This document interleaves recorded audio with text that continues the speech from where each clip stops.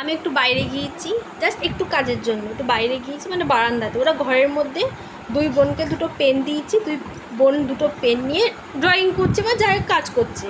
Hot করে দেখি এটা ঘর থেকে ভীষণ একটা কান্নার শব্দ আসছে। এসে দেখি এই মিষ্টিকে ওর দিদি পেন দিয়ে পিঠটা পুরো ফুটো করে দিয়েছে, পুরো পেনটা পিঠের মধ্যে ঢুকে ফুটো করে দিয়েছে। এখন ওখান থেকে রক্ত পড়ছে, তাই ওষুধপত্র লাগিয়ে টাগিয়ে ডাক্তার মাক্তার দেখিয়ে নিয়ে আসা হলো। তো এই হচ্ছে ব্যাপার, দুটো মেয়েকে কোনো সময়ের জন্য একা একা ছাড়া যাবে না। তো এই হচ্ছে ব্যাপার। এখন ও হাসছে, এতক্ষণ কান্নায় ছটপট ছটপট করছিল, ভয় লাগে স্বাভাবিক, কী হবে না হবে, ছোট।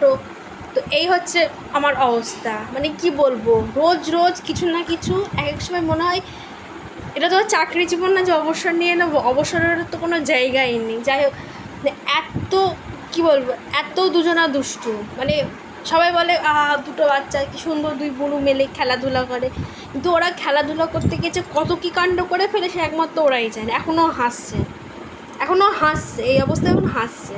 এখন ওর পিঠে মলম দেওয়া হয়েছে পুরো দু জায়গায়, এরমভাবে লম্বাই টেনে দিয়েছে। তো এক জায়গায় তো ফুটো হয়েছে, নিচে আর এক জায়গাতে ফুটো হয়েছে। কি বলবো, এমন করে বসে জানা মনে হচ্ছে কিচ্ছু করেনি, এদিকে চুপি চুপি বসে থাকতে থাকতে এত কাজ করে ফেলবে, তাই তো? তুই বুনুকে মেরেছিস আজকে পেন দিয়ে, দেখেছিস তো? পেন দিয়ে বুনুকে মেরেছিস তুই, হ্যাঁ? পেন দিয়ে পিঠ ফুটো করে দিয়েছিস তুই বুনুর। কিরে, তোকে বলছি তুই পেন দিয়ে বুনুর পিঠ ফুটো করে দিয়েছিস, তোকে বলছি টাকা।